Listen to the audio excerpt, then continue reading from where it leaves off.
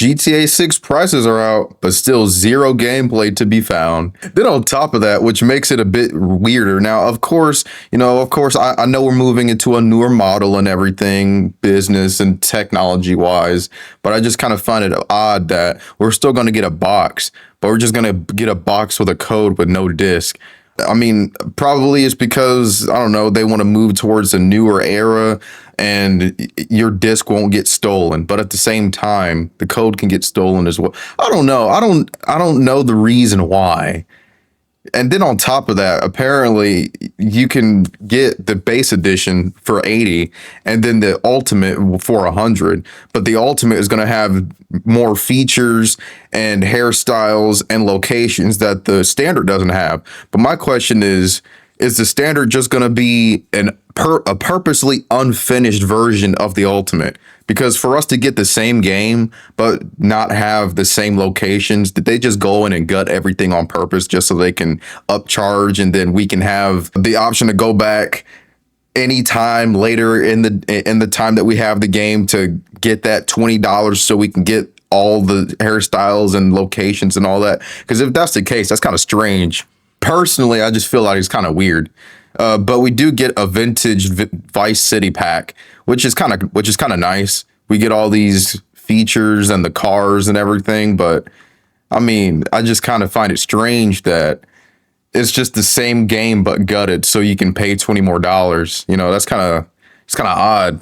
But I mean, Vice City and everything, that's kind of cool to be back in, but at the same time, I think Rockstar is kind of immune to criticism because anyone will accept anything because of how long the game took to come out. We still don't have any gameplay though, so I think that's going to be a part of the pre-order day tomorrow. But all of these are pre-order exclusives, kind of nice, kind of cool. Ferrari type, but it is just a Grotti. Another Ferrari picture. Yeah, so I think they're gonna have. So in the GTA 5, Trevor, Michael, and Franklin all shared the same weapons, but it looks like they're gonna have, for Lucia and Jason are gonna have personalized weapons. It looks like that, at least, because I don't see them sharing the same weapons in this game. It looks different. You got Lucia's whole name in this Glock, so it's looks like they're gonna have different weapons and different things that you can choose from, which is kind of cool. Got all these aesthetics. You got the safe house, pretty cool. And then you got the El Camino.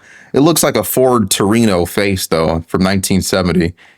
Dirt bike, cool. It looks like we're going to be able to kayak, which is kind of nice. So kayaking confirmed, I guess. Kind of nice. Yeah, this is definitely a Ford Torino, but just cut in half to look like a Chevy El Camino. Two of my favorite cars of all time. So that's kind of nice. Got this. It looks like a Chevy Caprice. Box Chevy. This is nice. I'm gonna definitely get a few of these and paint them all black. Kind of nice. Got the mullet action going on with Jason.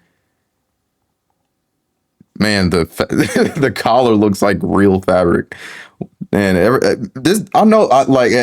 I know you can't criticize the game because you'll have people online for some reason saying you're going to buy the game anyway, so don't say anything negative. Here we go with this whole positivity garbage. We can criticize something like saying, yeah, it's kind of strange that I've seen so many people I've seen so many people get attacked like within this past day, and it's only 1:54 p.m. and I've already seen people say, well, to be fair, you're gonna buy it anyways. Still doesn't. I mean, we have freedom of speech. People nowadays try to take your freedom of speech away when they don't like what you're saying. Like it's honestly, everybody's so soft. We can criticize the fact that, hey, it's kind of strange that there's no disc, but they're just going to send us a box with a code in it. I think that's fair to say. That's kind of strange. But nobody's trying to, if it's not the positivity they want you to say, they'll say, well, shut up, you're going to buy it anyways. Nobody said they're not going to buy the game. I hate people, bro, so much. Got the boat going on. You got the dolphin. This is nice. But all of this is exclusive to Yeah, all this is exclusive to the Ultimate Edition. Wow.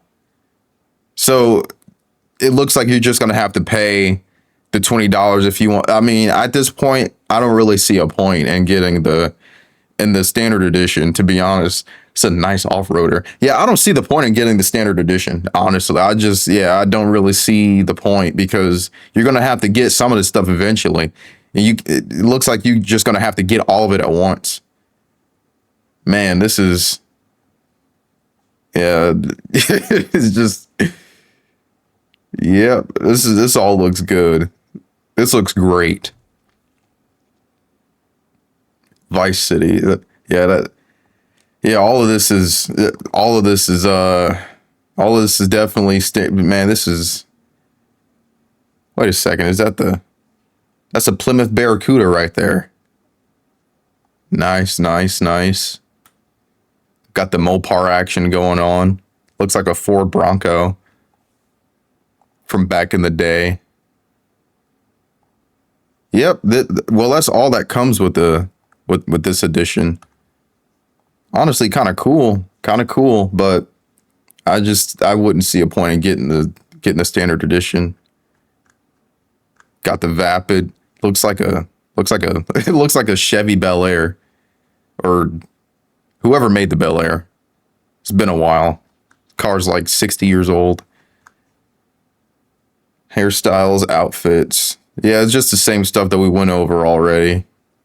Channeling original Kingpin, Vice City pack.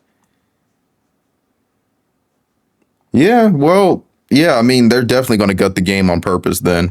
Most definitely.